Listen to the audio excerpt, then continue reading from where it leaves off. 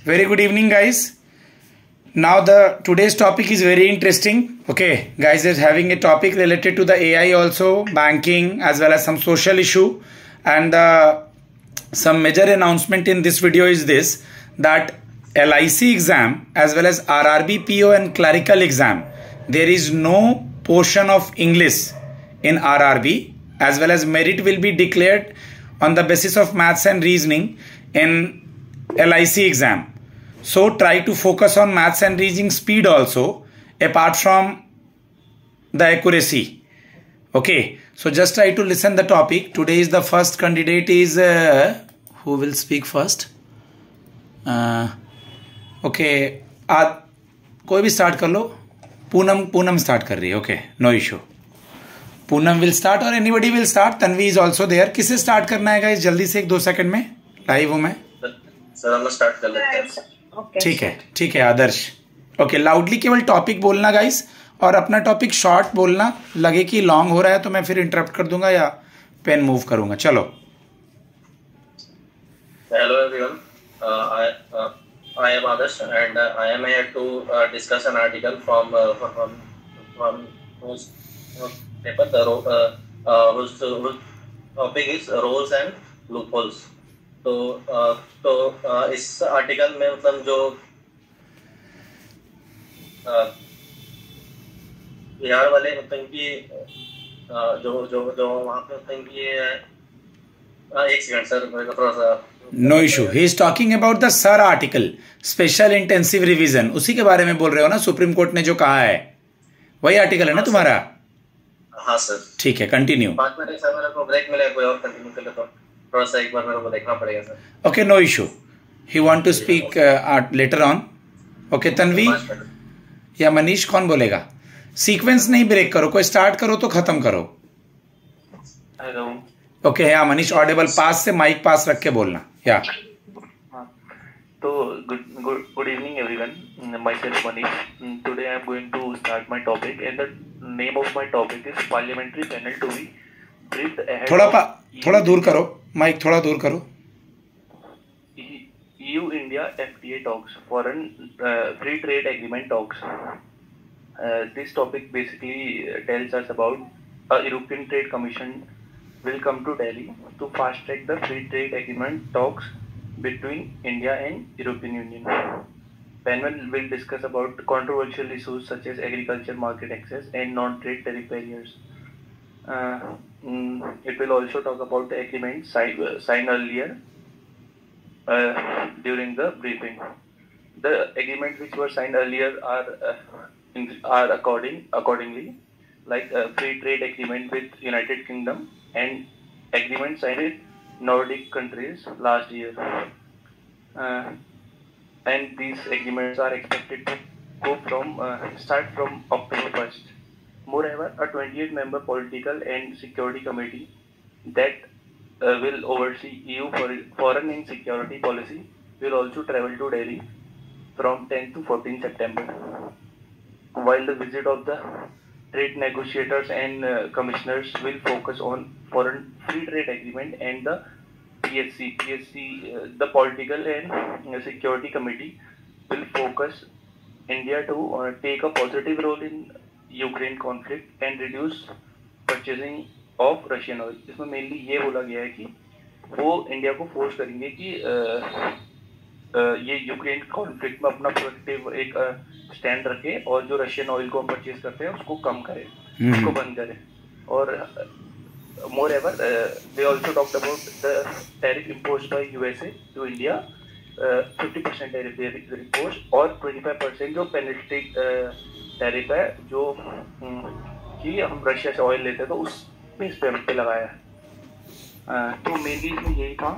और जो EU ने even though they have not sanctioned India और impose any tariff to India, they have sanctioned some companies like a Gujarat based oil company.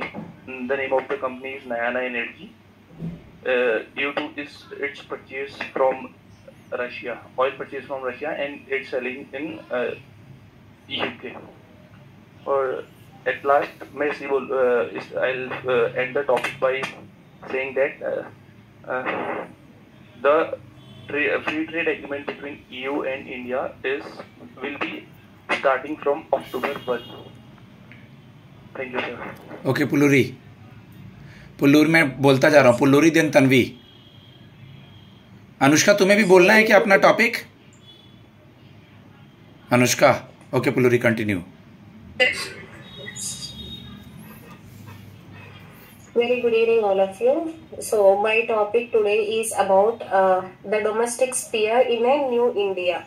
So the context speaks about the analysis of women role in domestic and public spheres. So the role of women in domestic sphere translates into the low wages care services in the public life or the public sector, public sphere.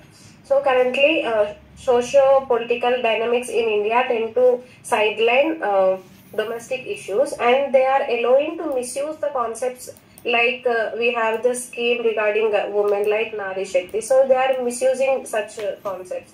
So this article includes that RSS chief in 2025 suggested families should have at least 3 children to ensure civilization survival.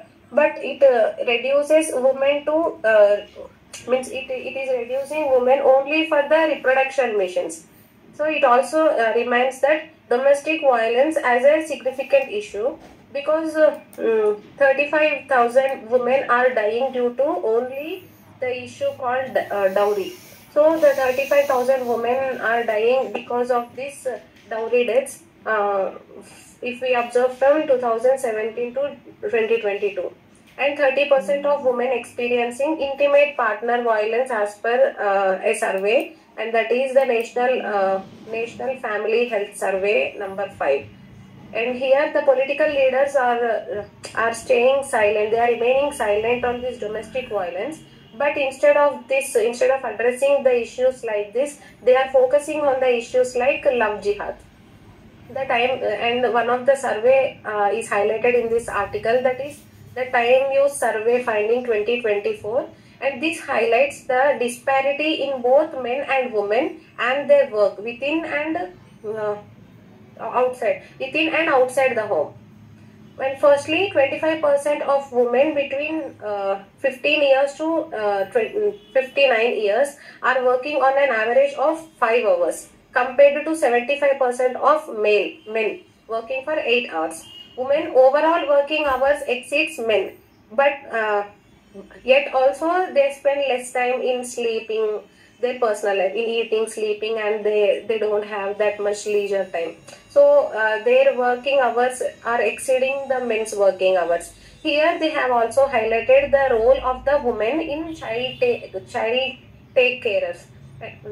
caretakers, and also Asha workers and Anganwadi workers, and so on, etc. They are receiving the very minimal wages, the monthly pay or the incentives, anything we can say. They are receiving very minimum wage. So I am concluding this article like by addressing few issues like and for this eradication of this issue, some measures also can be proposed, like to implement social and policy interventions in order to eliminate violence against women in the families, so that the eradication of violence in the families will in turn impacts the societal eradication of violence also. So this must have been done, and to ensure the equal work rights and equal wages also, equal payment for both men and women. So this speaks about that. So I am ending this topic as of now. Thank you. Good, very good. Next, Tanvi. Yes, sir. Good evening, everyone. My topic is how two-factor authentication works. तो इसमें ये topic है कि two factor authentication कैसे work करता है। तो सबसे पहले मैं इसका मेन आइडिया बता देती हूँ कि क्या चीज है टू फैक्टर। अभी जैसे बोलना शुरू किया वैसे ही बोलना, पहले 1-2 सेकंड बिल्कुल आवाज नहीं था, अभी अचानक से अच्छा आवाज हो गया है। या हाँ, तो जो टू फैक्टर ऑथेंटिकेशन होता है उसमें ये होता है कि 2 फैक्टर होते हैं ऑथेंटिकेशन करने। ऑथेंटिकेशन होता है कि हम किसी की इंटीग्रिटी को चेकआउट कर रहे हैं, उसकी रिलायबिलिटी, थोड़ा स्लो, थोड़ा स्लो, बढ़िया सर, थोड़ा स्लो। Yes sir. तो तो इस पूरे आर्टिकल में हम ऐसे फाइंड आउट करेंगे कि क्या क्या किस किस टाइप से हम 2 फैक्टर ऑथेंटिकेशन करते हैं और वो कैसे काम करता है। तो सबसे पहले ये है कि जो हम पहले ट्रेडिशनली जो हम यूज करते हैं वो एक पासवर्ड है। मोस्टली कोई भी क्लास में अभी भी बहुत ही कम 2 फैक्टर ऑथेंटिकेशन यूज करते होंगे, किसी के व्हाट्सएप पे भी नहीं होगा अभी तो ऐसा है कि पहले पासवर्ड यूज करते थे और ठीक है मनीष के उसमें है व्हाट्सएप पे, ओके। तो पहले पासवर्ड यूज करते थे। पासवर्ड को हैक करना बहुत ही आसान है, किसी से भी पता कर सकते हैं, हम एक गेस्टर भी लगा सकते हैं कि इसने क्या ही पासवर्ड लगाया होगा किसी भी सिंगल पर्सन के बारे में। तो पासवर्ड को हैक करना बहुत ही आसान होता है हैकर के लिए। कोई भी फाइल करप्ट कर सकते हैं और कोई भी फाइल को हैक कर सकते हैं। लेकिन जो 2 फैक्टर ऑथेंटिकेशन होता है वो ऐसे काम करता है। 2 फैक्टर का मतलब होता है कि 2 फैक्टर हमें जरूरी है किसी भी अकाउंट पर लॉगिन करने के लिए। या तो पासवर्ड चाहिएगा, पासवर्ड तो मिनिमम है, उसके साथ में हमें कोई डिवाइस चाहिए। जो मोस्टली हम आजकल यूज करते हैं वो है जीमेल। हम जीमेल से कनेक्ट कर देते हैं अपने सारे अकाउंट्स को। कोई भी ऑर्गेनाइजेशन है वो भी जीमेल से करता है।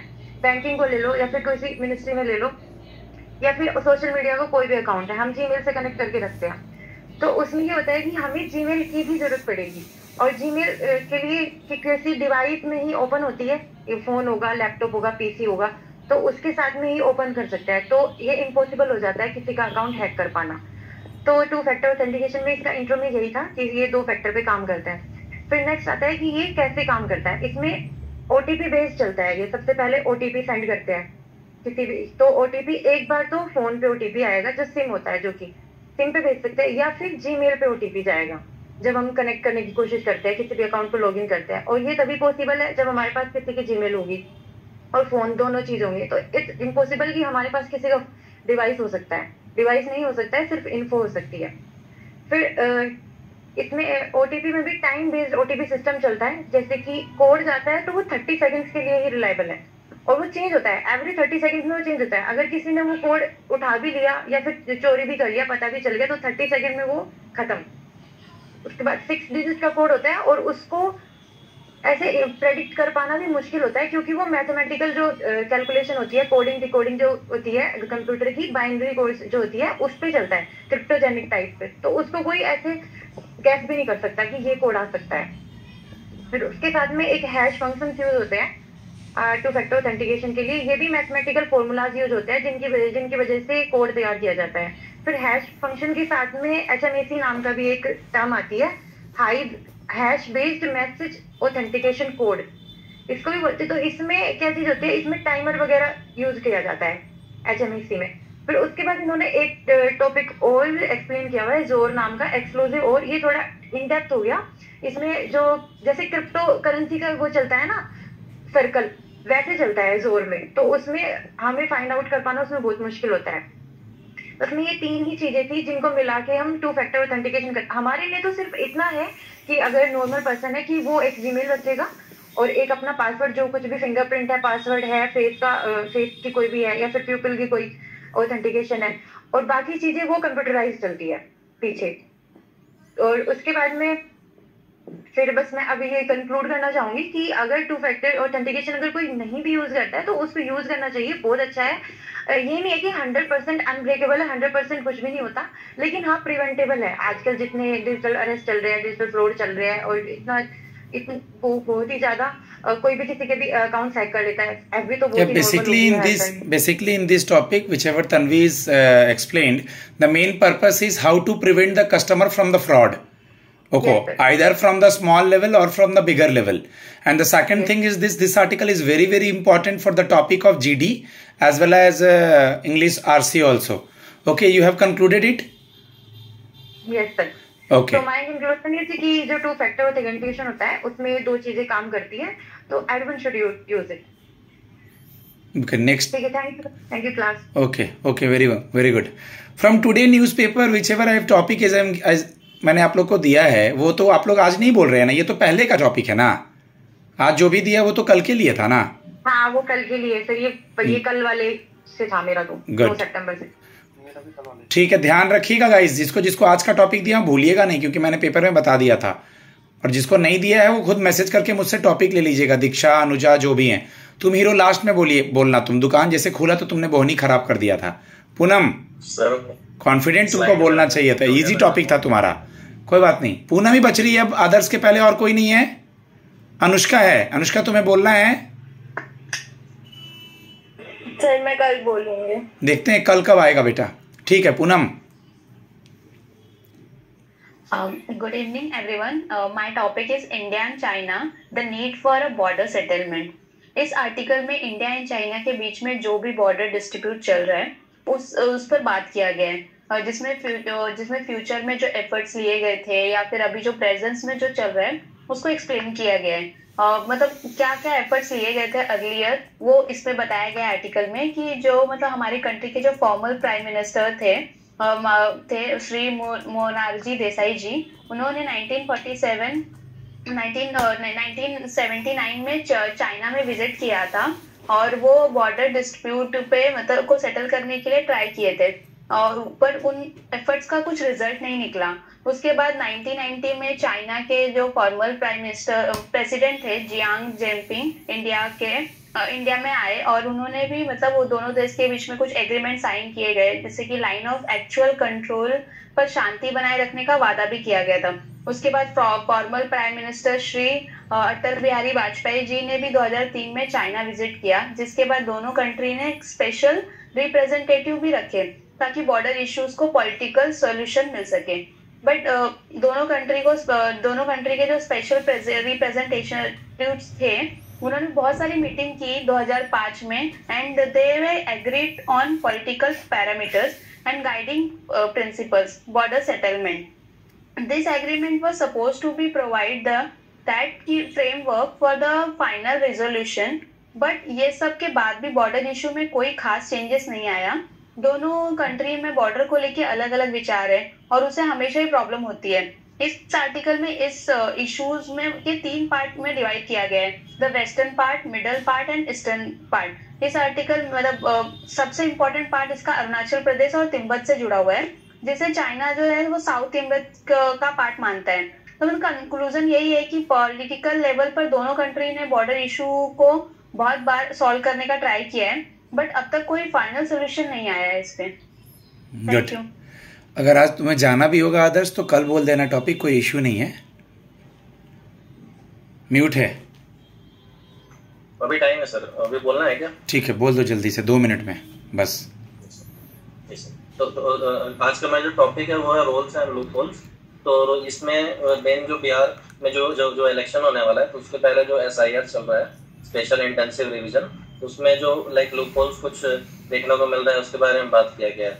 लाइक इसमें एक कंपैरिजन किया गया, एक जो कि एक डिस्ट्रिक्ट है, इसमें नाम लिया गया है जिसका नेम है एलन, जो कि कर्नाटका में है। तो वहाँ भी ऐसा ही कुछ केस हुआ था कुछ दिन पहले। तो वहाँ पे ऐसा बताया गया कि वहाँ पे जो पॉलिटिकल पार्टीज थे उन्होंने लोगों को अवेयर कराया था कि अगर ऐसा कुछ इशू हो रहा है तो उसको कैसे मतलब ये हैंडल कर सकते हैं। तो वही चीज यहाँ पे बताया गया कि यहाँ पे भी अगर तंकी ऐसा अगर यहाँ पे होता तो इसको हम लोग कि अवॉइड कर सकते थे। तो इसमें बेसिकली रोल्स बताया गया कि इलेक्शन कमीशन का क्या रोल होना चाहिए था इस चीज को अवॉइड करने के लिए, जो पॉलिटिकल पार्टीज है मतलब कि उनका क्या होना तो रोल इसमें इस चीज मतलब उसको अवॉइड करने के लिए।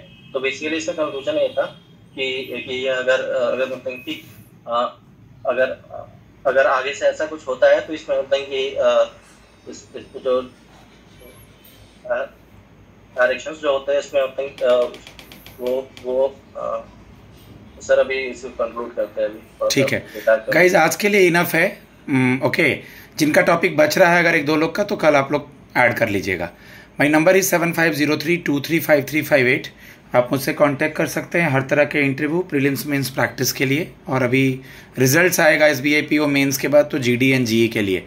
NIACL का प्रीलिम्स बच्चों का एडमिट कार्ड ऑलरेडी आ गया है, तो आप लोग एक्यूरेसी पे काम कीजिए और मेनली मेंस पे फोकस कीजिए। Thanks a lot.